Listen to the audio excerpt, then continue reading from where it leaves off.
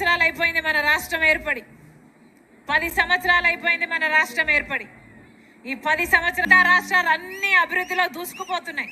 కానీ మన రాష్ట్రం మాత్రం ఎక్కడ వేసిన గొంగలి అక్కడే ఉంది. నిజానికి మిగతా రాష్ట్రాల్లో పోలిస్తే మన రాష్ట్రం 20 సంవత్సరాలు వెనక్కి వెళ్ళింది. ఇదేనా మనకు కావాల్సింది? ఇదేనా అభివృద్ధి అంటే? 10 సంవత్సరాలైంది రాష్ట్రం ఏర్పడి. మొదటి 5 సంవత్సరాలు ముఖ్యమంత్రిగా చంద్రబాబు గారు ఉన్నారు. ఇప్పుడు 5 సంవత్సరాలు ముఖ్యమంత్రిగా జగన్మోహన్ రెడ్డి గారు ఉన్నారు. మరి 10 సంవత్సరాలలో మన ప్రత్యేక హోదా రావాల్సింది 10 సంవత్సరాల క్రింద అయినప్పుడు మరి ఈ 10 సంవత్సరాలలో వీళ్ళిద్దరూ ఏం చేస్తున్నారు? గాడిదలు కాస్తున్నారా? ప్రజల కోసం పనిచేస్తున్నారా? ఏం చేసినట్టు? 10 సంవత్సరాలు అయిపోయింది. చంద్రబాబు గారు ముఖ్యమంత్రిగా 5 సంవత్సరాలు ఉన్నారు. ముఖ్యమంత్రి కాకముందేమో చంద్రబాబు గారు 10 సంవత్సరాల ప్రత్యేక హోదా కావాలి అని అడిగారు. ఆఖరికి ముఖ్యమంత్రి అయ్యాక మొత్తానికి అసలు ప్రత్యేక హోదా హూసే లేకుండా చేశారు. జగన్మోహన్ రెడ్డి గారు అప్పుడు ప్రతిపక్ష నాయకుడిగా ప్రత్యేక హోదా కోసం దీక్షలు చేశాడు. చంద్రబాబు ముఖ్యమంత్రిగా రాజీనామాలు చేద్దాము, ప్రత్యేక హోదా ఎందుకు రాదో చూద్దాము అని ఛాలెంజ్ చేశాడు. ఆఖరికి జగన్మోహన్ రెడ్డి గారు ఎలక్షన్లప్పుడు ఇలాగే మైకు పట్టుకొని మాకు ఎంపీలను ఇవ్వండి, మమ్మల్ని గెలిపించండి, బీజేపీ మెడలు వంచైనా సరే ప్రత్యేక హోదా తీసుకొస్తామన్నారు. వచ్చిందా? ఎన్ని ఎంపీలు ఇచ్చారు? 22 ఎంపీలు ఇస్తే మరి ప్రత్యేక హోదా ఎందుకు తేలేదు జగన్మోహన్ రెడ్డి గారు? ఇందుకేనా అధికారం ఇచ్చింది? నమ్మి ఓట్లేస్తే ఈరోజు జగన్మోహన్ రెడ్డి గారు ప్రత్యేక హోదా అన్న ఊసే లేకుండా చేశారు. ఈ 5 సంవత్సరాలలో ఒక్క నిజమైన ఉద్యమమైన జగన్మోహన్ రెడ్డి గారు ప్రత్యేక హోదా కోసం చేశారా? ప్రత్యేక హోదా మనకు ఊపిరి లాంటిదని, మన రాష్ట్ర భవిష్యత్తు దాని మీదే ఆధారపడి ఉందని చంద్రబాబు గారికి తెలుసు, జగన్మోహన్ రెడ్డి గారికి తెలుసు. అధికారంలోకి వచ్చేంత వరకు ప్రత్యేక హోదాను వాడుకున్నారు. తీరా అధికారంలోకి వచ్చాక అదే ప్రత్యేక హోదాను బీజేపీ పార్టీకి తాకట్టు పెట్టారు. ఒక ప్రత్యేక హోదా ఏమిటి? ప్రత్యేక హోదాతో పాటు పోలవరం ప్రాజెక్టును తాకట్టు పెట్టారు, రాజధానిని తాకట్టు పెట్టారు, మన బిడ్డల భవిష్యత్తునే తాకట్టు పెట్టారు. ఉందన్నా మనకు రాజధాని? 10 సంవత్సరాలు అయింది. మిగతా అన్ని రాష్ట్రాలకు రాజధానిలు ఉన్నాయి. పక్కన హైదరాబాద్ ఉంది, బెంగళూరు ఉంది, చెన్నై ఉంది. మనకేముందన్నా? మనకేముంది? చేతిలో చిప్ ఉంది. మనకేముంది? నెత్తిన కుచ్చుటోపి ఉంది. వీళ్ళను నమ్మి ఓట్లేస్తే కనీసం ఒక రాజధాని అయినా కట్టారా? చంద్రబాబు గారు 5 సంవత్సరాలు ముఖ్యమంత్రిగా ఉన్నారు. అమరావతిని సింగపూర్ చేస్తానన్నాడు. 3D గ్రాఫిక్స్ చూపించారు. తీరా చూస్తే అమరావతి కాస్త భ్రమరావతి అయిపోయింది. కనీసం ఒక్క పర్మనెంట్ బిల్డింగ్ కూడా కట్టలేదు చంద్రబాబు గారు. మళ్ళీ జగన్మోహన్ రెడ్డి గారు ముఖ్యమంత్రి అయ్యారు. ఈయనకు ఒక రాజధాని సరిపోలేదు, 3 రాజధానీలు అన్నారు. పోనీ 3 ఒకటైనా సాధ్యం చేశారా అంటే ఒక్కటి కూడా సాధ్యం చేయలేదు. వాషింగ్టన్ డీసీని తలపిస్తారన్నారు, మోడీ అయితే న్యూఢిల్లీని తలపిస్తారన్నారు. రాజధాని ఎక్కడుంది? ఉందా రాజధాని? ఏం మిగిలింది మనకు? గుండు సున్నా మిగిలింది.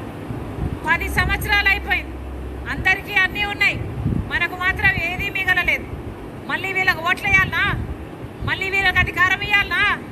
వీళ్ళకి అధికారం ఇస్తే మళ్ళీ ప్రత్యేక హోదా కోసం కొట్లాడతారా? పోలవరం కోసం కొట్లాడతారా? రాజధాని తీసుకొస్తారా? బీజేపీ పార్టీతో పొత్తులు పెట్టుకున్నారు, బీజేపీ పార్టీకి తొత్తులయ్యారు తప్పితే ప్రజల గురించి ఆలోచన చేసింది ఏమీ లేదు. మనకు బీజేపీ పార్టీ వెన్నుపోటు పొడుస్తూనే ఉంది. మనకి ఇవ్వాల్సిన హామీలలో, మనకు రావాల్సిన హక్కులలో ఒక్కటి ఇవ్వలేదు బీజేపీ పార్టీ.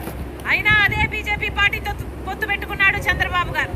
బీజేపీ పార్టీతో చంద్రబాబు గారు పొత్తు పెట్టుకుంటే జగన్మోహన్ రెడ్డి గారికి ఏమో అక్రమ పొత్తు. ఇద్దరికి పొత్తులున్నాయి. ఒకరిది బహిరంగ పొత్తు, ఇంకొకరిది అక్రమ పొత్తు. ఆఖరికి జగన్మోహన్ రెడ్డి గారు దత్తత పుత్రుడు అంటున్నారు. బీజేపీ నాయకులే, నిర్మలా సీతారామన్ గారే మోడీకి దత్తపుత్రుడు జగన్మోహన్ రెడ్డి గారు అని చెప్తున్నారే. మరి ఇంతకంటే దారుణం ఉంటుందా?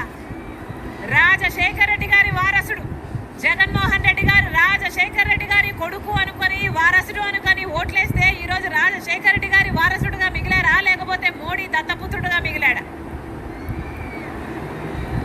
అసలు రాజశేఖర రెడ్డి గారు ఏ రోజైనా బీజేపీని సమర్థించారా? జీవితంలో గతంలో ప్రతిరోజు బీజేపీని వ్యతిరేకించారు రాజశేఖర రెడ్డి గారు. ఎందుకంటే బీజేపీ పార్టీ ఒక మతతత్వ పార్టీ కాబట్టి. ఎందుకంటే మతం పేరుతో చిచ్చు పెట్టాలి, ఆ మంటలో చలి కాచుకోవాలి. ఇదే బీజేపీకి తెలిసిన రాజకీయం. బీజేపీకి తెలిసిన రాజకీయం ఒక మతాన్ని అవమానించాలి, ఇంకో మతాన్ని రెచ్చగొట్టాలి. ఇదే బీజేపీకి తెలిసిన రాజకీయం. ఆ రోజు గోద్రా ఘటనలో ఎంతమంది ప్రాణాలు పోతే బీజేపీ పార్టీని ఉతికారేలేదా రాజశేఖర రెడ్డి గారు? మరి ఈ రోజు మణిపూర్ ఘటనలో అంతమంది క్రైస్తవులను ఊచకోత చేస్తే మరి జగన్మోహన్ రెడ్డి గారు రాజశేఖర రెడ్డి గారి కొడుకై ఉండి ఒక్క మాట అయినా పల్లెత్తి మాట బీజేపీతో మాట్లాడా? బీజేపీతో కొట్లాడా? ఆఖరికి బీజేపీకి మళ్ళీ నో కాన్ఫిడెన్స్ మోషన్ పెడితే బీజేపీకే మద్దతు ఇచ్చాడు అంటే ఈయన రాజశేఖర రెడ్డి గారి వారసుడా లేకపోతే బీజేపీ వారసుడా? ముమ్మాటికి బీజేపీ మోడీకి దత్తపుత్రుడుగా మారిపోయాడు జగన్మోహన్ రెడ్డి గారు. ఇంత అన్యాయం చేస్తున్నారు మన రాష్ట్రానికి. ప్రత్యేక హోదాను తాకట్టు పెట్టారు, రాజధానిని తాకట్టు పెట్టారు, మన బిడ్డల భవిష్యత్తును రాష్ట్రాన్ని మొత్తం స్వప్రయోజనాలకు తాకట్టు పెట్టారు. వీళ్ళకే మళ్ళీ ఓట్లేద్దామా? వీళ్ళనే మళ్ళీ అధికారంలో కూర్చోబెడతామా? ఒక్కసారి ఆలోచన చేయండి. రాజశేఖర రెడ్డి గారు బిడ్డల్ని గుండెల్లో పెట్టుకున్నాడు. ఫీజు రీయింబర్స్మెంట్ అయితేనేమి, ఉద్యోగాలు అయితేనేమి ఎన్ని చేశాడు రాజశేఖర రెడ్డి గారు. మరి జగన్మోహన్ రెడ్డి గారు అధికారంలో 5 సంవత్సరాలు ఉన్నారు. రాజశేఖర రెడ్డి గారి కొడుకు 5 సంవత్సరాలు అధికారంలో ఉండి మరి బిడ్డల్ని ఎలా చూసుకున్నాడు? ప్రతి సంవత్సరము జాబ్ క్యాలెండర్ ఇస్తానని చెప్పలేదా జగన్మోహన్ రెడ్డి గారు? ఏం చెప్పాడు? ఇలాగే 5 సంవత్సరాల క్రితం మైకు పట్టుకొని సంక్రాంతి వచ్చినప్పుడల్లా జాబ్ క్యాలెండర్ వస్తుంది అన్నాడు. వచ్చిందా? ఒక్క జాబ్ క్యాలెండర్ అయినా? జగన్మోహన్ రెడ్డి గారు ముఖ్యమంత్రి అయి ఎన్ని సంక్రాంతులు వచ్చాయి, ఎన్ని సంక్రాంతులు పోయాయి? 5 సంక్రాంతులు వచ్చాయి, 5 సంక్రాంతులు వెళ్ళిపోయాయి. ఒక్క జాబ్ క్యాలెండర్ అయినా వచ్చిందా ఈ 5 ఏళ్లలో? ఒక్క జాబ్ క్యాలెండర్ కూడా రాలేదు. 2,30,000 ఉద్యోగాలు ఖాళీగా ఉన్నాయని చెప్పాడు ఇలాగే మైకు పట్టుకొని జగన్మోహన్ రెడ్డి గారు. ఈ రోజుటి వరకు 5 సంవత్సరాలు గడిచాక ఇప్పుడు కూడా ప్రభుత్వ శాఖలో అదే 2,25,000 ఉద్యోగాలు ఖాళీగా ఉన్నాయి. మరి 5 సంవత్సరాలు ఎందుకు భర్తీ చేయలేదు? 5 సంవత్సరాలు ఏం చేసినట్టు? గుడ్డి గుర్రాలకు పళ్ళు తోమారా? 5 సంవత్సరాలు వృధా అయిపోయిందే, మన బిడ్డలకు ఉద్యోగాలు రాలేదు. డిఎస్సి, మెగా డిఎస్సి ఇస్తానన్నాడు జగన్మోహన్ రెడ్డి గారు. 5 సంవత్సరాల క్రితం ఇలాగే మైకు పట్టుకొని 23,000 టీచర్ ఉద్యోగాలు ఖాళీగా ఉన్నాయి. సిగ్గు లేదా చంద్రబాబు? 7,000కే నోటిఫికేషన్లు ఇస్తామని ఆ రోజు చంద్రబాబు గారిని తిట్టిపోశారు. మరి జగన్మోహన్ రెడ్డి గారు చేసింది ఏమిటి? 23,000 టీచర్ ఉద్యోగాలు ఖాళీగా ఉంటే 5 సంవత్సరాలు ముట్టుకోనే లేదు. ఇప్పుడు ఆఖరణ ఎలక్షన్లు వచ్చాయి కాబట్టి 2 నెలల ముందు ఒక దగా డిఎస్సి 6,000తో ఒక దగా డిఎస్సి ఇచ్చారు. 2 నెలల ముందు, ఎలక్షన్లకు ముందు 2 నెలల ముందు ఇస్తే ఈ పరీక్షలు ఎప్పుడు జరగాలి? బిడ్డలకు ఉద్యోగాలు ఎప్పుడు రావాలి? ఇది అయ్యేదా సచ్చేదా? 5 సంవత్సరాలు ఎందుకు ఇవ్వలేదు? 5 సంవత్సరాలు ఎందుకు ఇవ్వలేదు? కనీసం కుంభకర్ణుడైనా 6 నెలలు నిద్రపోతాడు, 6 నెలలు పనిచేస్తాడే. మరి జగన్మోహన్ రెడ్డి గారు ఏం చేశారు? 5 సంవత్సరాలు నిద్రపోయారు. ఇప్పుడు ఎన్నికలు వచ్చాయి కాబట్టి, మీతో అవసరం ఉంది కాబట్టి మీరు ఓట్లేయాలట, బటన్లు నొక్కాలట, అందుకని సిద్ధమని బయలుదేరారు ఇప్పుడు జగన్మోహన్ రెడ్డి గారు. దేనికి సిద్ధమన్నా? దేనికి సిద్ధం? మళ్ళీ 8 లక్షల కోట్ల రూపాయలు అప్పులు చేయడానికి సిద్ధమా? మళ్ళీ బీజేపీ పార్టీతో అక్రమ పొత్తు పెట్టుకోవడానికి సిద్ధమా? మళ్ళీ బీజేపీ పార్టీ మనకు ప్రత్యేక హోదా, మన రాజధాని, మన పోలవరము, మన బిడ్డల భవిష్యత్తు తాకట్టు పెట్టడానికి సిద్ధమా? మళ్ళీ 20 లక్షల పేదలకు ఇల్లులు కడతానని చెప్పి మోసం చేయడానికి సిద్ధమా? లేకపోతే మళ్ళీ పూర్తి మద్యపాన నిషేధం చేస్తానని చెప్పి మళ్ళీ మోసం చేయడానికి సిద్ధమా? దేనికి సిద్ధం? 5 సంవత్సరాల క్రితం ఇలాగే మైకు పట్టుకొని పూర్తి మద్యపాన నిషేధం చేస్తాను అని చెప్పలేదా జగన్మోహన్ రెడ్డి గారు? పూర్తి మద్యపాన నిషేధం చేయకపోతే అసలు నేను వచ్చి ఓట్లే అడగనని చెప్పలేదా జగన్మోహన్ రెడ్డి గారు? పూర్తి మద్యపాన నిషేధం మేనిఫెస్టోలో పెడుతున్నాను. మేనిఫెస్టో అంటే నాకు బైబిల్తో సమానము, ఖురాన్తో సమానము, భగవద్గీతతో సమానం అని చెప్పాడే జగన్మోహన్ రెడ్డి గారు. అయిందన్నా మద్యపాన నిషేధం? మద్యపాన నిషేధం కాలేదు కదా. ఈ రోజు సర్కారే, జగన్మోహన్ రెడ్డి గారి సర్కారే మద్యం అమ్ముతుంది కదా. వీళ్ళు అమ్మిందే కొనాలట. ఎక్కడా ప్రపంచంలో ఎక్కడా లేవు ఇవి, ఇక్కడే ఉన్నాయన్నా వీళ్ళు అమ్మేటి. భూమట,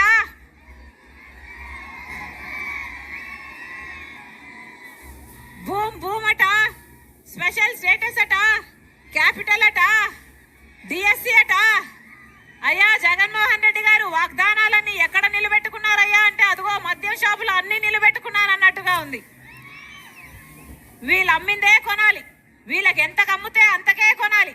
అది కూడా డిజిటల్ పేమెంట్స్ లేవు, ఓన్లీ క్యాష్ అట. అంటే ఎంత అమ్ముతున్నారు, సేల్స్ ట్యాక్స్ ఎంత, స్టేట్ ట్యాక్స్ ఎంత, సెంట్రల్ ట్యాక్స్ ఎంత, ఎక్సైజ్ ట్యాక్స్ ఎంత, ఒక లెక్క, ఒక పాడు, ఒక పద్ధతి ఏదైనా ఏడ్చిందా?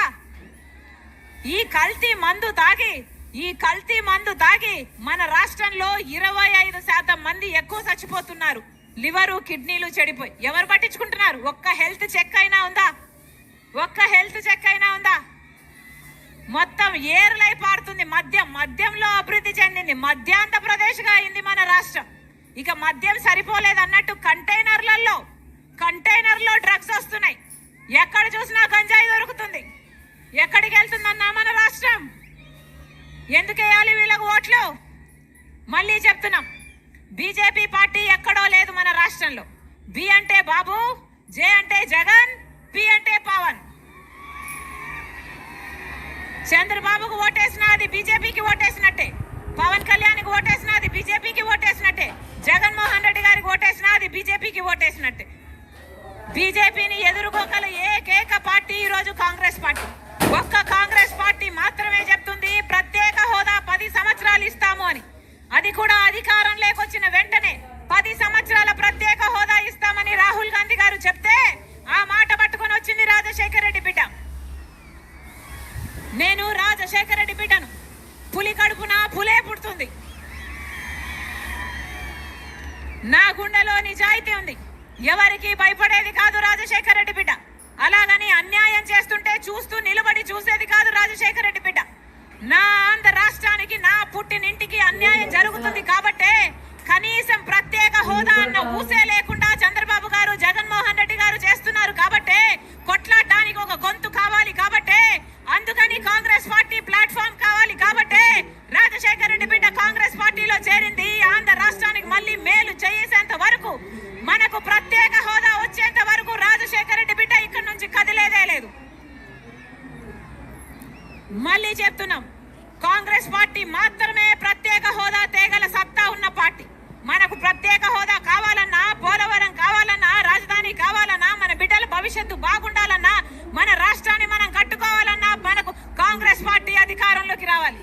మాటిచ్చి చెప్తున్నాం, కాంగ్రెస్ పార్టీ అధికారంలోకి వచ్చినాక రైతులకు 2 లక్షల వరకు రుణమాఫీ చేస్తుంది కాంగ్రెస్ పార్టీ.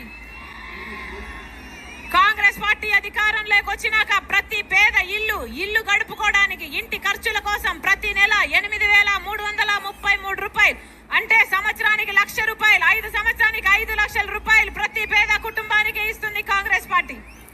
ఎలాగైతే రాజశేఖర రెడ్డి గారు ఇందిరమ్మ ఇల్లులు 40 లక్షలు కట్టాడు, మళ్ళీ అలాంటి ఇందిరమ్మ ఇల్లులు రాజశేఖర రెడ్డి బిడ్డ చెప్తుంది ఇల్లు లేని ప్రతి పేద కుటుంబానికి 5 లక్షలు పెట్టి పక్కా ఇల్లు కడుతుంది కాంగ్రెస్ పార్టీ. మన బిడ్డలకు ఉద్యోగాలు రావాలన్నా, పెన్షన్లు 4,000 కావాలన్నా, వికలాంగుల పెన్షన్లు 6,000 కావాలన్నా కాంగ్రెస్ పార్టీ అధికారంలోకి రావాలి. మనస్ఫూర్తిగా ఆశీర్వదించండి ఎమ్మెల్యే క్యాండిడేట్లు. వెంకట్, స్థానిక ఎమ్మెల్యే క్యాండిడేట్ మీ వెంకట్, గొప్ప మెజారిటీతో గెలిపించండి. మీకు అందుబాటులో ఉంటాడు, మీ గొంతైతాడు, మీ బలం అవుతాడు. మనస్ఫూర్తిగా ఆశీర్వదించండి. అలాగే ఎంపీ క్యాండిడేట్ గిడుగు రుతురాజన్న గారు, మీ బిడ్డ మీకు సేవ చేయాలని ఆశపడుతున్నాడు. అవసరమైతే ఢిల్లీలో నిరాహార దీక్ష అయినా చేస్తాడు ప్రత్యేక హోదా కోసం.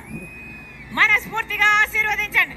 గొప్ప మెజారిటీతో కాంగ్రెస్ పార్టీ అభ్యర్థులని, అలాగే ఇండియా కూటమి అభ్యర్థులని రంపచౌడవరంలో నిలబడుతున్నాం రామారావు గారిని, మిగతా కాంగ్రెస్ పార్టీ అభ్యర్థులందరినీ కూడా పేరు పేరున ఆశీర్వదించాలని ప్రతి అన్నను, ప్రతి తమ్ముని, ప్రతి అక్కను, ప్రతి చెల్లిని మీ రాజశేఖర రెడ్డి బిడ్డ శిరస్సు వంచి చేతులు జోడించి మనస్ఫూర్తిగా ప్రార్థిస్తుంది. జోహార్ వైఎస్ఆర్, జోహార్ వైఎస్ఆర్, జోహార్ వైఎస్ఆర్.